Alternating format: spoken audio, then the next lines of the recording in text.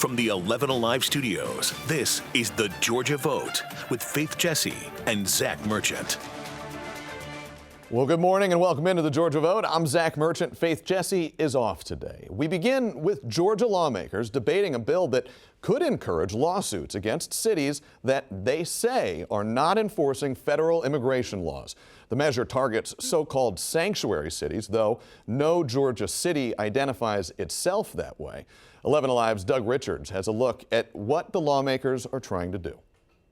When an undocumented immigrant murdered college student Laken Riley in Athens, Republicans claimed Athens-Clarke County deserved at least some of the blame because of liberal policies protecting immigrants. Now, Republicans want to make Georgia cities like Athens pay for damages in such cases. That you should not have sanctuary policies. Though Athens never called itself a sanctuary city, Republicans say they know one when they see it. This bill, they say, would deter such cities by waiving the legal immunity they'd normally have against civil lawsuits. We are not going to give an immense privilege in the courts to a local government not acting in the best public interest of our citizens. I could see a cottage industry rising. But an attorney representing counties told lawmakers their bill would motivate lawyers looking for cash judgments to target cities with deep pockets. What I think is likely to happen is with these waiver of immunities, there will be efforts by plaintiffs' lawyers to turn everything into a sanctuary policy. Republican lawmakers passed another bill last year that